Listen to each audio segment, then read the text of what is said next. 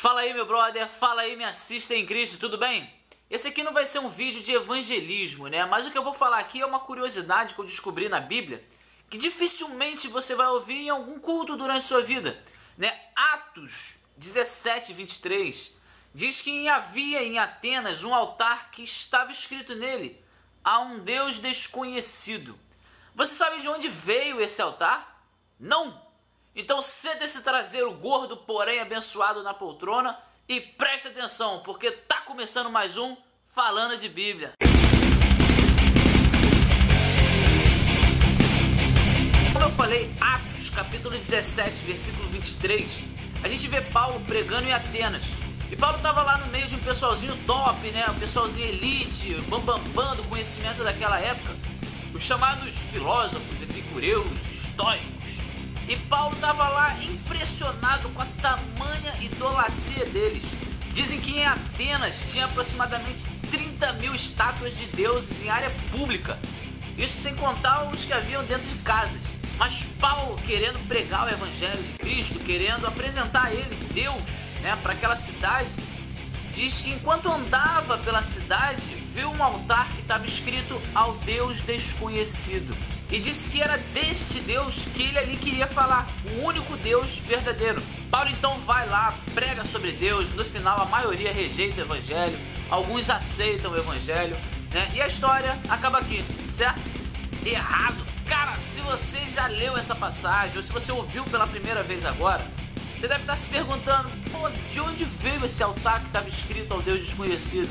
E aí que a gente volta um pouco no tempo para descobrir. Vamos descobrir? Vem comigo. Em torno de 500 anos antes de Cristo, houve uma praga em Atenas, uma epidemia, estava matando geral, cara. O povo começou a fazer altares e mais altares, sacrifícios e mais sacrifícios para tentar acalmar a fúria dos deuses deles, né? Os deuses que eles conheciam. Chamaram sacerdotes de tudo quanto é tipo, de tudo quanto é lugar, sacerdotes egípcios, babilônicos, mas ninguém resolvia aquele problema, aquela peste, aquela epidemia. Resolveram então chamar um sábio, né? Que era conhecido até como profeta naquela época, um tal de Epimênides.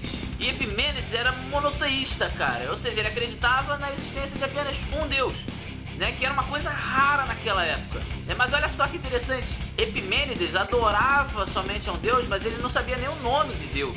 E Epimênides ficou tão impressionado com a quantidade de deuses em Atenas, cara, e ele foi lá e mostrou que era um erro eles serem politeístas, né? Mas para acabar com aquela praga, ele mandou que fossem colocadas ovelhas famintas num lugar alto, no monte. Depois de soltas, essas ovelhas não iriam diretamente comer o pasto, mas iriam andando até algum lugar e iriam de alguma forma mostrar onde que Deus queria ser adorado, para enfim essa praga acabar. E os atenienses, né, naquela hora acharam que, pô, tava de zoeira com a cara deles, né? Pô, só pode estar de sacanagem, ovelha faminta não vai comer, vai pô, fazer outra coisa. Mas de qualquer forma eles não tinham muita saída, não é verdade? Tava morrendo geral, cara, criancinha, velho. O que é um peido pra quem tá cagado, não é verdade? Aí os atenienses foram lá, colocaram as ovelhinhas famintas em cima do monte, soltaram as ovelhas.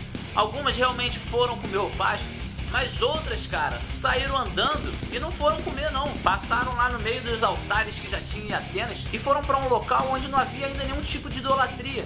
E lá elas se sentaram. E Epimênides então disse que era naquele local que deveria ser construído um altar para Deus. Eles então perguntaram o que deveria ser escrito no altar, qual era o nome do Deus que eles iriam adorar, né? Só que Epimênides, como eu falei lá atrás, ele adorava apenas um Deus, mas não sabia o nome de Deus. Então ele mandou que escrevessem ao Deus desconhecido, né? Os atenienses então foram lá, construíram esse altar, escreveram ao Deus desconhecido, sacrificaram as ovelhas e a praga cessou, né? A epidemia acabou e foram felizes para sempre. Foram nada, rapaz. Durante um tempo, Atenas até adorou a Deus, só que depois eles voltaram para a idolatria deles. Mas enfim, esse altar ao Deus desconhecido foi construído 500 anos antes de Cristo e foi preservado até a época de Paulo.